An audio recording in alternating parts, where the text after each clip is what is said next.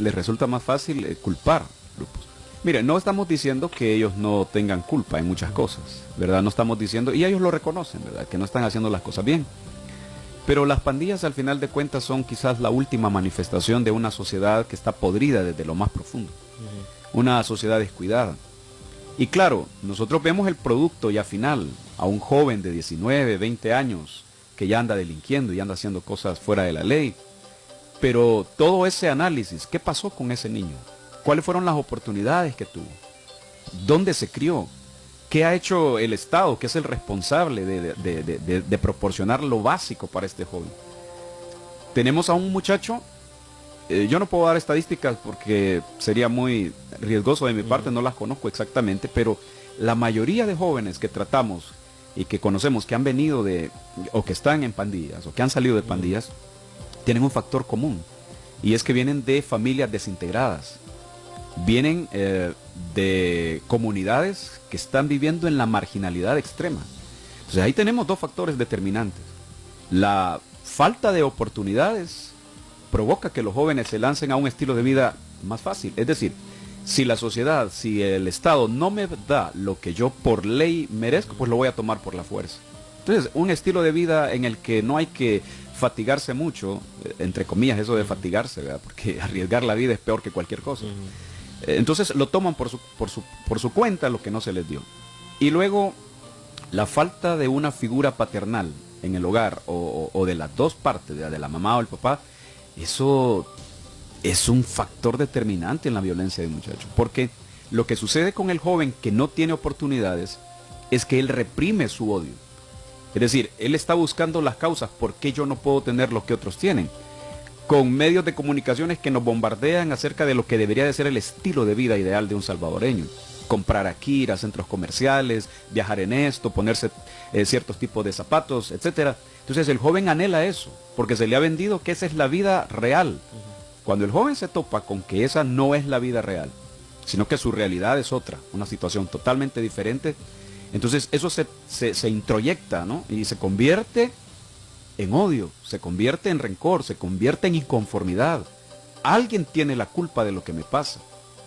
Y el problema es que los jóvenes no proyectan correctamente, ¿verdad? Sino que buscarán un culpable, al primero que se les pase por enfrente, y ahí van a desatar toda esa violencia, todo ese rencor reprimido, esa falta de oportunidades. Todo lo que la vida les ha negado, ellos se lo van a conseguir por su propia cuenta. Y si hay que recurrir a la violencia, lo harán. Y eso es lo que estamos viendo acá. Jóvenes que no han tenido oportunidades. Quizás suena muy fácil, ¿verdad? Y alguna gente se burla. Y entonces dice, mire, pobrecitos los muchachos. No se trata de santificarlos, pero sí hay que ir a la raíz del problema. Porque lo que estamos viendo es el resultado final. Un muchacho que está delinquiendo. Pero todo lo que pasó en los 20, 15, 18 años antes, eso nadie lo estudia. Y por eso es que la gente, el gobierno no se quiere hacer cargo de eso, ¿verdad? ¿Qué han hecho? ¿Qué hicieron en los últimos 30 años? Cuando esto empezaba, ¿qué hicieron? ¿Cuáles fueron las políticas? ¿Qué se cambiaron? ¿Qué estructuras? ¿Cuál es la apertura que tienen nuestros jóvenes? ¿Cuáles son las oportunidades? ¿Cuál es el sistema educativo? ¿Cuál es el sistema de salud? Es decir, todas esas cosas propician este tipo de violencia en los jóvenes. Una de las preguntas más frecuentes, si nosotros hemos tenido la oportunidad de hacer este ejercicio ciudadano, ¿no? De abrir los micrófonos y bueno, cuéntenos usted su experiencia, ¿no? Díganos qué podría hacer y sobre todo qué es lo que usted está viviendo, ¿no? Porque a ver que aquí atrás de los micrófonos es bien cómodo, ¿no? En ese sentido tenemos aire, tenemos café, estamos cómodamente sentados, pero nosotros que vivimos en esas zonas, vivimos una realidad muy diferente a lo que se pinta, ¿no?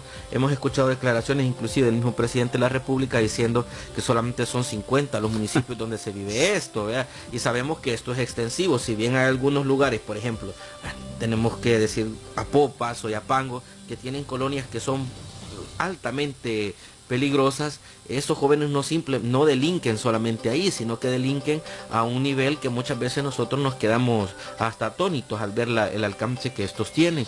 Y la gran pregunta que siempre surge es, ¿y los padres de estos jóvenes a dónde están o a dónde estuvieron para corregirlos, para ponerle cuando tuvieron que hacerles el correctivo? Porque el Estado como corrector de los valores morales sabemos que históricamente no lo ha hecho, Sí, pues no. en ninguna sociedad del mundo, sino que siempre ha puesto los medios para que sean los padres y las escuelas quienes corrijan. Pero en este sentido, los padres de familia de estos jóvenes, ¿a dónde están?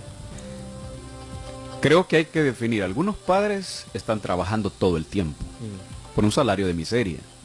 Otros padres han tenido que emigrar. La historia de migración de este país es exagerada.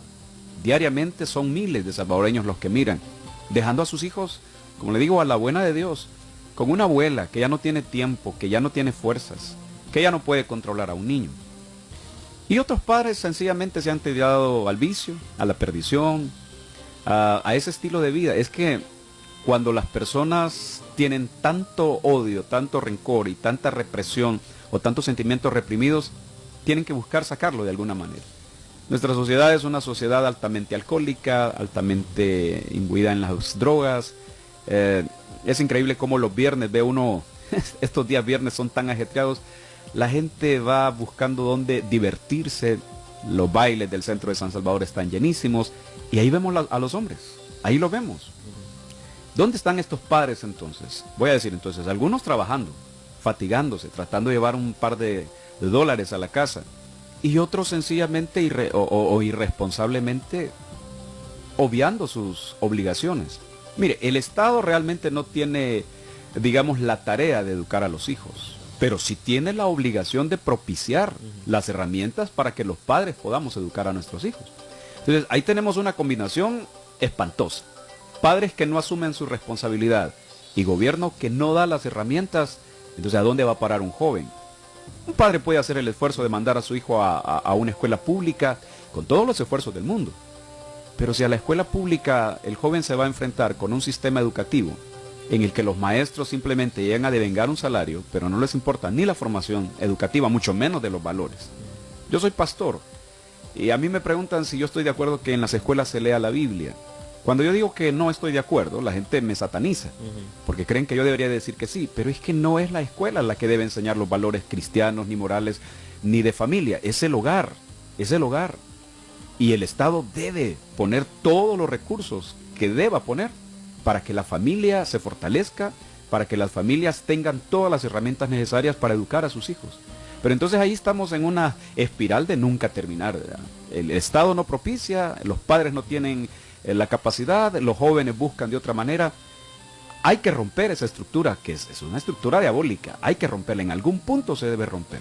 Usted mencionó otro de los puntos que bastante influencia tienen en estas razones de la delincuencia y de la violencia, y son las escuelas. Sabemos que las escuelas no es lo mismo de estudiar en algunas colonias del Gran San Salvador, sobre todo de las zonas altas cercanas al volcán, que estudiar en la llanura, ¿no? Que Sí. estudiar en aquellos institutos de nombres olvidados, descuidadas, que simplemente tienen una pintura azul y blanco, 9 saloncitos, un pequeño patio, que están concentradas en Apopa, Soyapango, Ciudad Delgado, Mexicanos, Ayutuxtepeque, Cuscatancingo, donde la población no es lo mismo tener a 5 o 6 estudiantes en una buena escuela que tener a 45 o 50, ¿no?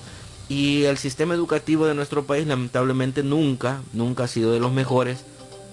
Han habido luces, ¿no? Han habido momentos en los que se han tratado, o por lo menos se ha educado un poco mejor, y hay otros momentos como en el de ahora donde este sistema es fuertemente criticado porque los resultados así lo están indicando, ¿no? No es posible que nunca hayamos tenido una generación de bachilleres que haya aprobado la PAES con un poquito más de 6, o sea, eso nos está diciendo algo que viene arrastrándose desde primaria, desde kinder.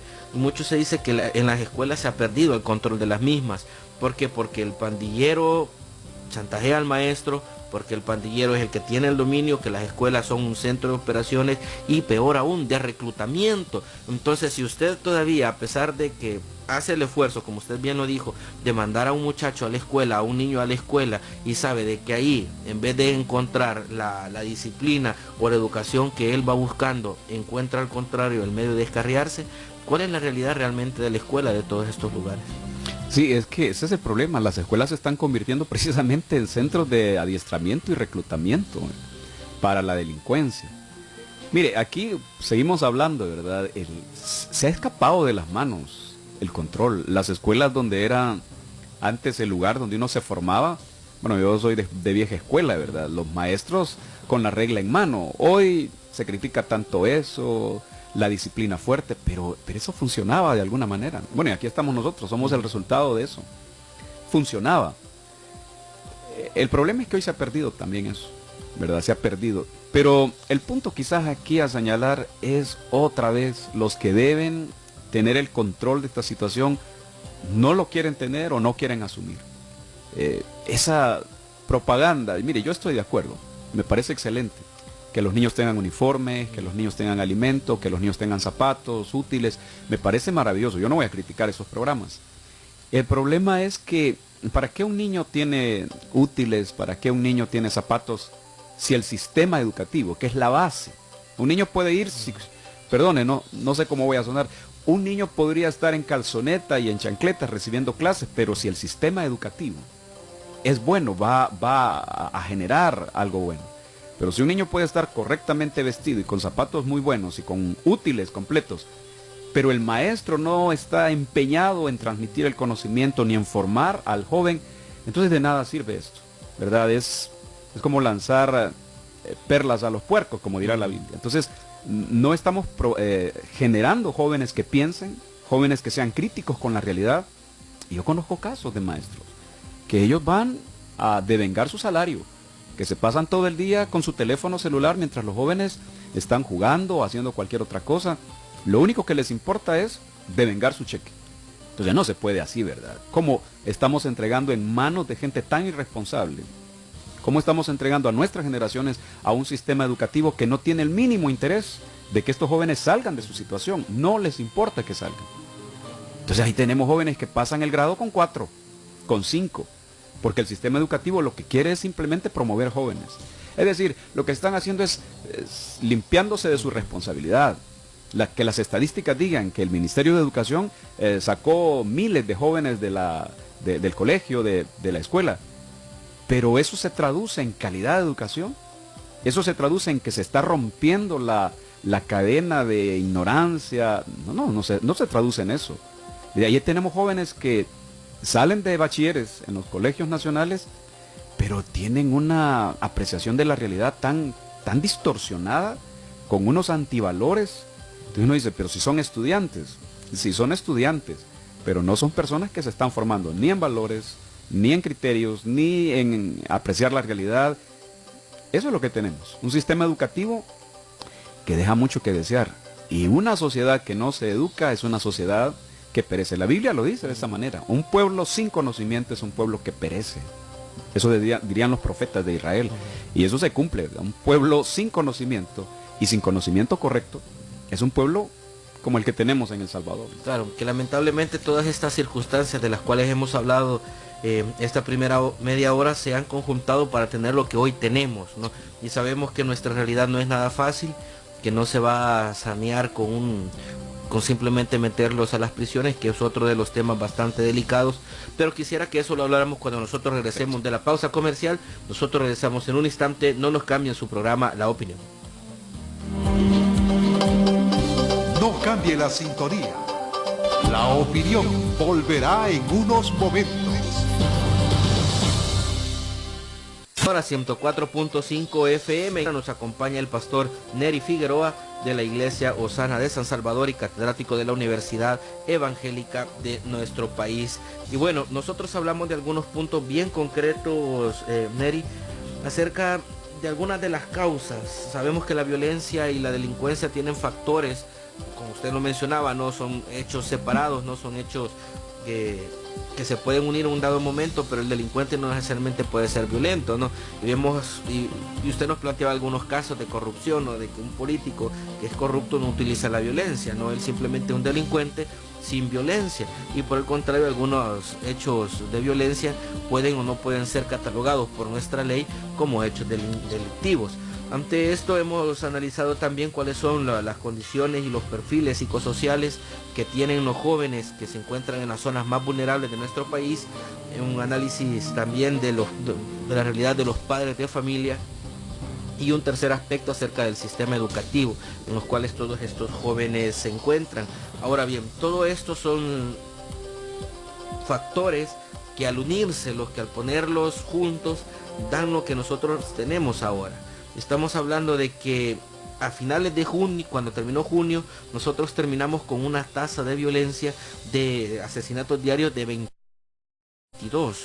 Y en esto es 22.6, de acuerdo con los datos de medicina legal, hechos lamentables, pero a esto le sumamos a las tasas de extorsiones que existen, a los secuestros, a las violaciones y a todas aquellas cosas que se dan en la clandestinidad, ahí en el interior de los barrios, de las colonias donde ustedes están haciendo ese trabajo, pues estamos hablando de unos niveles de delincuencia espantosos en nuestro país. Eso ha generado que haya una psicosis colectiva en nuestra sociedad, que nosotros vemos a una persona que se nos puede acercar y uno ya no sabe, pues, o sea, uno se despide de su madre, de su padre, de sus hijos, familia, y al final no sabe si va a regresar o no, porque no sabe por qué lo pueden matar o no. Ante esto, ¿qué esperanzas de recuperar a nuestros jóvenes hay en la actualidad? ¿Se puede recuperar? Mire, yo debo hablar desde la perspectiva pastoral. Desde la perspectiva pastoral, creo yo que nosotros debemos creer hasta la última oportunidad, hasta la última, debemos tener esperanza hasta la última. Es decir, para la perspectiva pastoral, todo joven tiene oportunidad de recuperarse. Sin embargo, hay que decirlo, no podemos recuperar una sociedad si no se atacan las estructuras. El Papa Juan Pablo II hablaba de eso, de los pecados estructurales de la sociedad.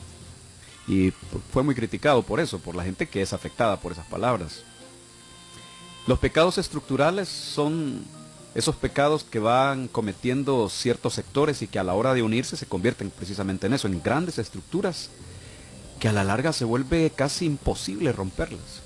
Estamos hablando de los intereses capitalistas, de los intereses de los gobernantes, de los intereses de mucha gente. Es decir, a alguien le interesa que la violencia en el país siga como está, a alguien. Y no hay que ser tan ingenuos para no ver eso. A alguien le interesa, es un negocio.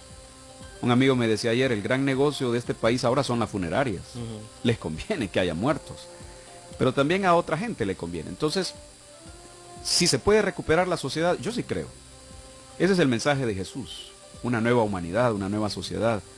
Pero no debemos verlo desde la perspectiva tan etérea, ¿verdad? La gente, algunos cristianos, yo decir, esta es mi opinión, ¿verdad? Porque cuando un pastor habla, casi siempre dicen la iglesia evangélica. La iglesia evangélica no tiene una voz oficial, como la iglesia católica. Entonces cada pastor piensa y da su opinión, pero yo no represento a la iglesia evangélica, represento mi pensamiento. Claro. En ese sentido, yo sí creo que se puede recuperar, pero atacando las raíces del problema. Lo que estamos atacando, o lo que los gobiernos están haciendo es atacando los efectos, pero no quieren ir a las causas. ¿Se puede recuperar a un joven? Sí. Mire, a veces es muy difícil, por eso digo, desde la perspectiva pastoral yo creo que se debe creer. Desde la perspectiva más real, a veces uno cree que ya no. Dice, hay personas que quizás ya no tengan compostura.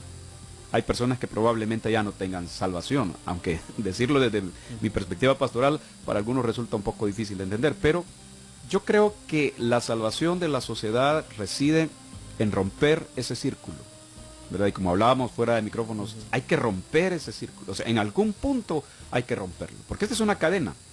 Entonces, ¿en qué punto de la cadena? ¿Cuál es el eslabón que hay que romper para que se produzca una nueva sociedad? Hay que trabajar en los niños, en las nuevas generaciones. Eso tuvo que haberse hecho hace 20, 30 años, ¿verdad? Tuvo que haberse hecho cuando el problema empezaba. Después de la guerra tuvo que haberse trabajado en la posguerra. El problema de nuestros políticos es que firmaron la paz y de repente, de un día para otro, allá por 1992, amanecimos en paz. De un día para otro amanecimos en paz. Pero todo el trabajo, ¿verdad? El trabajo psicológico, sociológico, toda la reestructuración de la sociedad, la reconciliación, la reconstrucción del tejido de valores, todo eso no se hizo nada. Claro, ahora, 30 años más tarde, estamos lamentando. Pero tampoco podemos ponernos fatalistas ni apocalípticos. En la medida en que combatamos esas estructuras, que se desbaraten esas estructuras de maldad, de opresión, de muerte, yo creo que sí se puede recuperar. ¿Que es un trabajo más difícil? Sí, porque es más fácil perseguir al delincuente, meterlo a la cárcel y salir en la televisión y en los medios de comunicación diciendo que se está haciendo algo, pero la mejor noticia que podríamos tener en este país es que el gobierno está trabajando con los jóvenes, como en las comunidades, con el sistema educativo. Esa sería buena noticia. Pero lo que la gente quiere escuchar hoy es que se han agarrado a los criminales, que se están haciendo redadas, la mano dura y todas esas cosas que ya demostraron que no funcionan. Sí se puede. Yo quiero ser optimista, debo ser optimista, creo que sí. Pero atacando de raíz el problema, no las consecuencias de lo que no se ha hecho en todos estos años. Mire, pastor, si usted hubiera hablado, hubiera dicho todo eso, lo hubieran dicho comunistas, más o menos por no, los claro, 80 claro. o 90. Me ¿no? lo dicen ahora todavía, algunas personas. Y extrañamente como este problema muchas veces sigue, es que no sé, creo que este es un punto muy personal en el sentido de decir, bueno, cuando uno habla del bien común, del bienestar social, inmediatamente se le pone un mote político a este tipo de problemas. Pero lamentablemente el ponerle un mote, es decir, miren los programas sociales, miren los proyectos del bien común, miren los sistemas de salud universales, no es que eso es comunismo, eso mire va en contra del libre mercado, pero es que el problema es que al fin y al cabo todas estas cosas se reflejan en los estilos de vida de una sociedad. Si una madre no tuviera que verse obligada a ir a trabajar a una maquila para ganar menos de $200 al mes y tuviera la oportunidad de quedarse en casa porque el Estado le puede garantizar su alimento, el alimento de su hijo, la educación de su hijo, inclusive la educación de ella y el bienestar social, seguramente esta mujer tendría la oportunidad, bueno, ¿para dónde vas? Mira, ponete a estudiar, deja de ver tele, mira, ponete a hacer una cosa, o sea, ella podría dedicarse a ese rol que nosotros como salvadoreños nos hemos olvidado porque ahora nos dedicamos a sobrevivir, a subsistir, que es el lado humano, ¿no?, de todas estas cosas. Muchos hablan de la recreación, del entretenimiento, pero muchas veces como salvadoreños nos hemos olvidado de este tipo de cosas, ¿no? Por llamarlo, porque bueno, es que mire, esto va en contra del mercado, esto es comunismo, esto es no, pero las realidades nos están golpeando y nos están diciendo que la gente se les tiene que, o sea, todos los esfuerzos del Estado tienen que ir enfocados a ellos. Es que mire, esa es precisamente la base del problema, ¿verdad? Todo aquí en el país se analiza desde la perspectiva ideológica, todo. Y todos tenemos ideologías, claro que sí, tenemos derecho a eso. Yo no sé por qué les resulta más fácil culpar. Ahí están entrampados que no eligen a los magistrados por cuestiones. Si todos tenemos ideología, ¿verdad? Lo que no tenemos todo es afiliación partidista. Pero hasta los pastores tenemos nuestra propia ideología. Y nuestra realidad nosotros tratamos de ver la realidad desde una perspectiva teológica, pero eso no limita que no tengamos una apreciación ideológica. Ahora, el problema de nuestros gobernantes y de nuestros políticos es que todo lo ven a partir de la ideología. Un pensador decía, mire, si yo le doy pan a los pobres, me dicen que soy buena gente, pero si yo pregunto por qué no hay pan para los pobres, me dicen que soy comunista. Así funciona el sistema. Aquí el que no piensa como las élites es comunista. Y en ese pleito estamos y hemos pasado años y años. Cualquiera que quiera hacer un esfuerzo aquí por el bien de las mayorías, entonces será tildado de reaccionario, revolucionario, etc. Y en ese sentido nunca vamos a progresar. El mercado, que parece ser un Dios, ¿verdad?, intocable. Jesús en la Biblia al mercado, no voy a decir al mercado, pero a la riqueza le llamó como un Dios, al Dios Mamón, el Dios de la riqueza, un Dios que exige sacrificios. Y claro, los sacrificios que todos los ídolos exigen son los sacrificios de los más débiles. En este país alguien tiene que pagar el estilo de vida de los ricos. Son los pobres. Es una cadena. Y bien lo plantea usted. El Estado no propicia los bienes. La madre tiene que salir a buscarlo. La madre deja a su hijo a merced de todas las circunstancias alrededor de un niño. El niño encuentra amistades que no debe tener. Y ahí tenemos a un futuro criminal en potencia. Es una cadena. Por eso digo yo, en algún momento alguien debe romperlo. No va a ser la madre que va a dejar de ir a trabajar. Es el Estado, son las personas encargadas. Y si no, ¿para qué existe el Estado? Si no va a propiciar las condiciones de vida que den una sociedad con mejores características. En algún punto se debe romper esta situación.